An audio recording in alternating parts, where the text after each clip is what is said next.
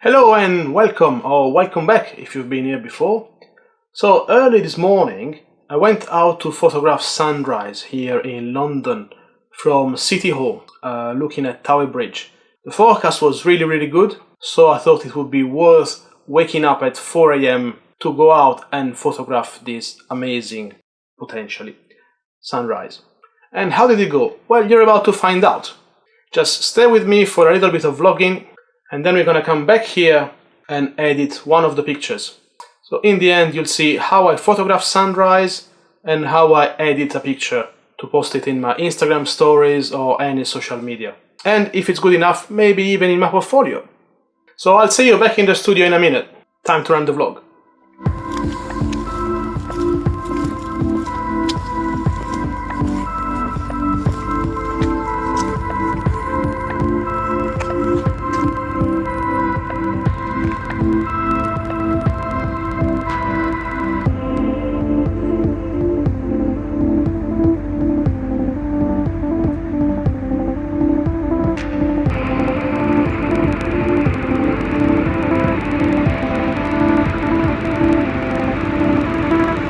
Good morning. It's 4:30 a.m.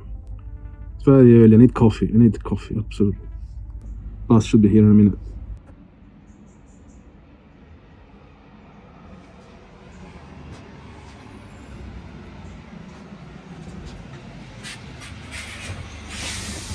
And I'm on my way to shoot sunrise today.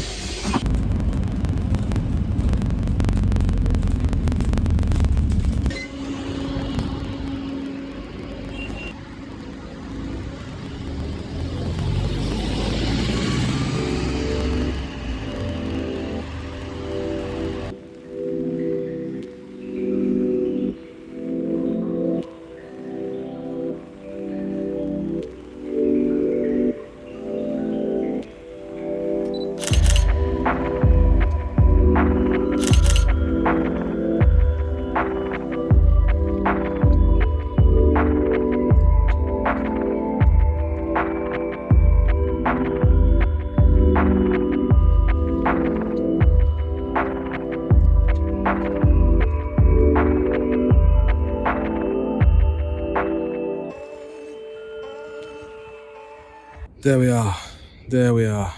The colors in the sky are pretty nice. Not as vibrant as I was expecting, but it's still early. There's still more than half an hour before sunrise. And it's not even about taking the picture at all. It's just being here, savor the moment, and enjoy it. I would love this even if I wasn't taking any pictures. And that's the whole point. You need to experience what the world has to give, not just capture it in an image. But if you capture it, then yeah, even better.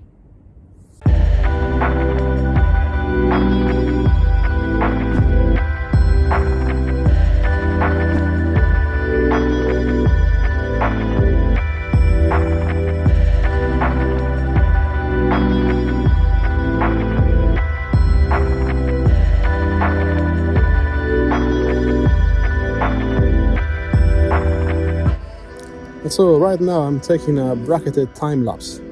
It's not really because I want to take a time lapse of the sunrise, although I'll probably use that as well. But the idea is to take the best of all the pictures and all the moments that happen between now and sunrise and after sunrise, and then blend them together.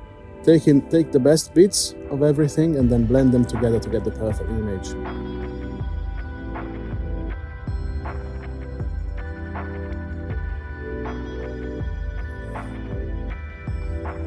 It's nice, isn't it?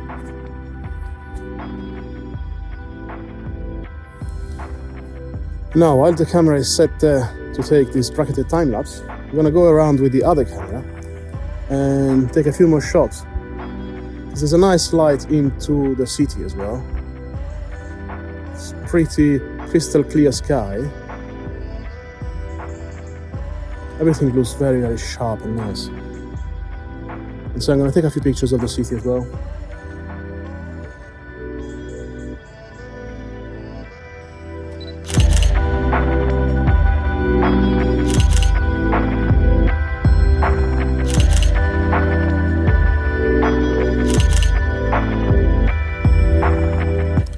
So I've been here almost an hour now. The sun is about to appear. Colors are fantastic. Really, really, really nice. And they've been consistent all throughout this blue hour. Now I only need the alignment. I need the alignment of the sun being right here, eventually. And then I can blend all the pictures together. Or maybe not. If I have a cracking shot, I don't need to blend anything. But I'll only see when I get back to my computer. Right now, just gonna enjoy the moment. It's beautiful.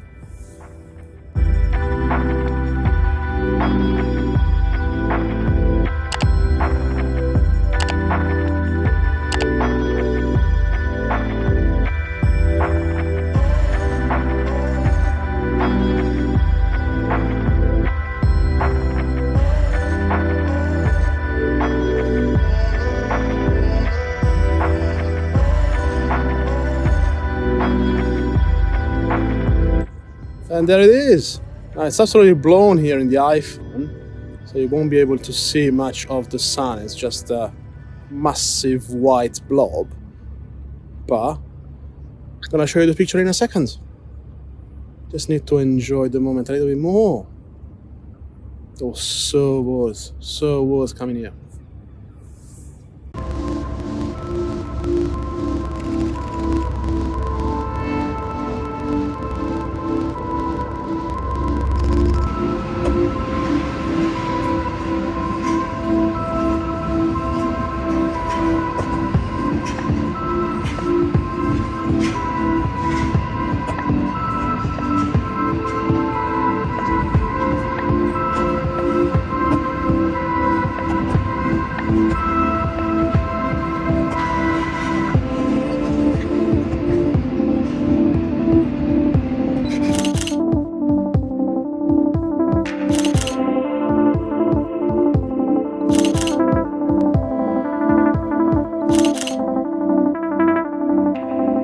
Okay, so welcome back to the studio.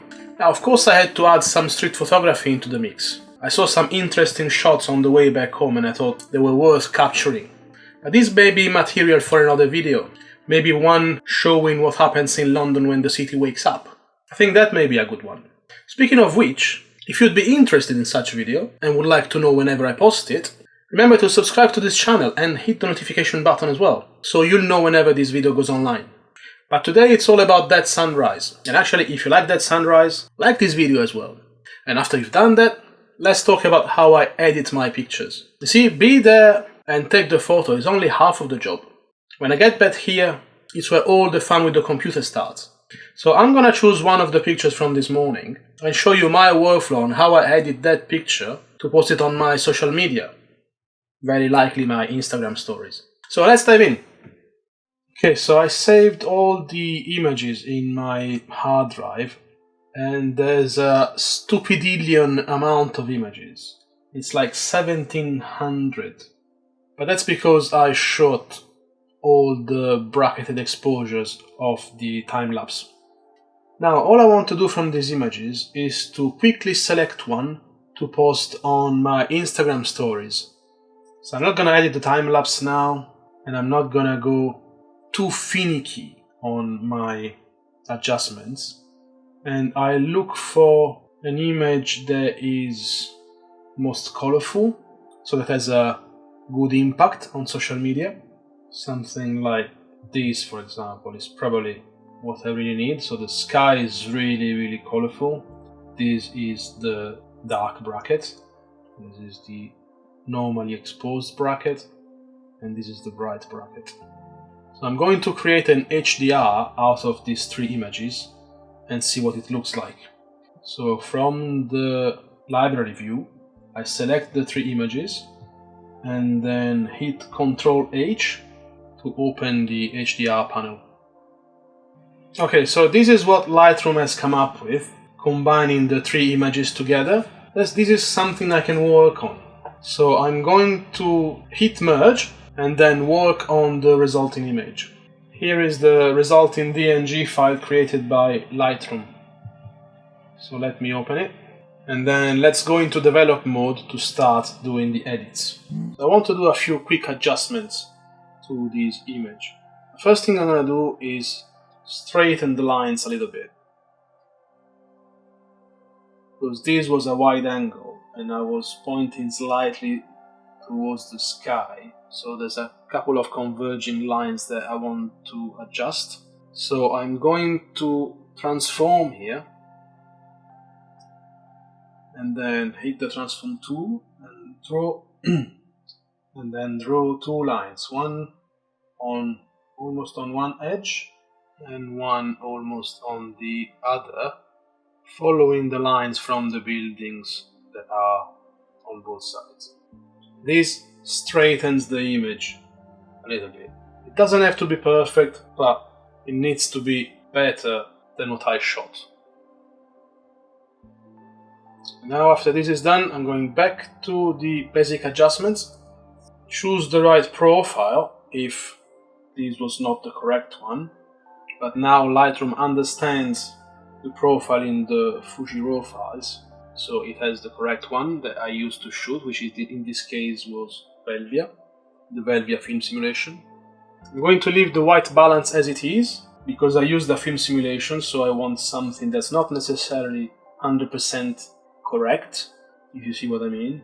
Because this is actually how the scene was. Now if I were to use white balance correction, Lightroom would try to correct this image based on what it thinks is correct, and I don't want that. What I'm going to do instead is fix some of the auto settings that Lightroom applied upon creating this HDR file.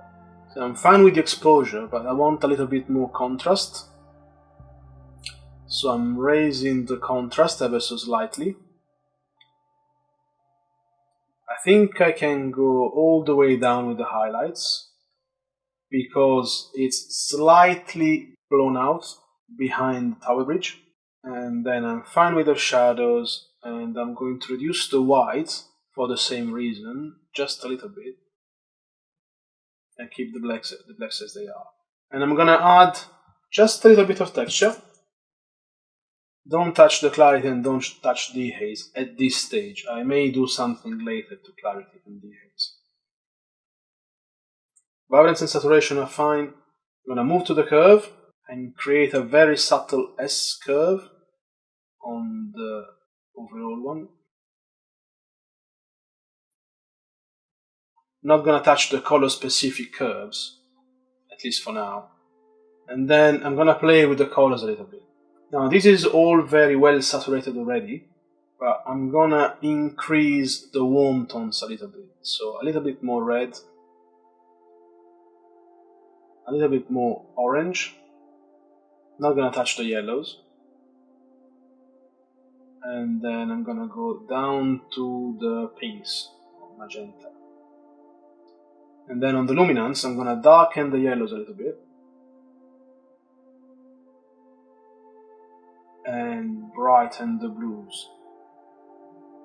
So that the City Hall, which is this strangely shaped building to the right, gets a little bit more light. On the split toning, I want the highlights to be pretty warm, so holding the Alt Option key, I'm going to move the highlights to something orangey, like this, and the shadows, the hue of the shadows, to something, I think, more between blue and purple, maybe something like this. And then I'm gonna release and increase the saturation just a little bit until I can start seeing those colors that I added with the hues. Yeah, I think that's it. Sharpening is very much subjective. These are the default values that I add upon importing Fujifilm files, and I have a blog post in my blog about sharpening Fujifilm files correctly. The only thing I'm gonna check is whether the masking is fine and doesn't destroy anything in the sky. So again, I'm going to press Alt Option and then move the masking slider until the sky is almost completely black. and the buildings, the edges of the buildings are sharp. So something like this should be fine. And I don't need any noise reduction. So now that I've done all the basic adjustments, I'm going to move to the gradients. So I'm first going to add a linear gradient for the sky. And since I don't want to touch the City Hall building, I'm going to add a range mask based on luminance. Now I can show you here. And what I want is to affect only the highlights. So you see now this is darkening, the building is darkening, which means it's going to be less affected. It will only affect its highlights, which is fine because it has all the reflections from the sky. And here now, to this mask, I'm going to apply a dehaze, just a little bit, to darken the top part of the image and make the clouds really pop. And I think I'm going to warm it up a little bit as well. Fine with the exposure, just play with the contrast, reduce the highlights again. And then I think I'm going to reduce the clarity. And that's it. Now I'm going to add a new one now from the bottom to warm up even more this area here, which has all the reflections from the sky. So what we did now to increase the saturation of the sky should affect the ground as well.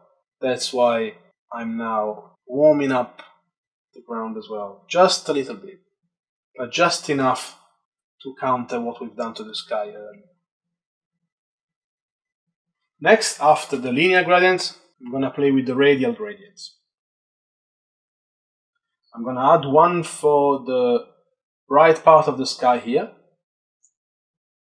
to decrease the highlights even more, so that the sky is going to be more yellow rather than whitey. And that's fine. Less highlights and just a little bit of dehaze. And then I'm going to add a new one, this time for the City Hall building. And so again, I want to only target the building, so I'm going to play with the luminance and create a mask based on the shadows. So this time I'm sliding from the other side, just to target the shadows. And then and then brighten the shadows a little bit, make everything a little bit warmer and more in line with the color of the clouds and the rest of the scene. And here I'm going to add some clarity as well. Not too much, probably a 5 is fine, just to increase the micro contrast in the building. And then once we've done that, we can now play with the vignette. Add just a little bit of vignette so that the viewer's attention is drawn towards the center of the image and this amazing sunset. And so these are really the main adjustments that I wanted to apply to this image before posting it on social media. If we were to compare one of the bracketed images, like this one with this new result, to the left is sort of the before and to the right is the after. We went from left to right with really only a few adjustments, bracketing the images together and then applying some basic adjustments.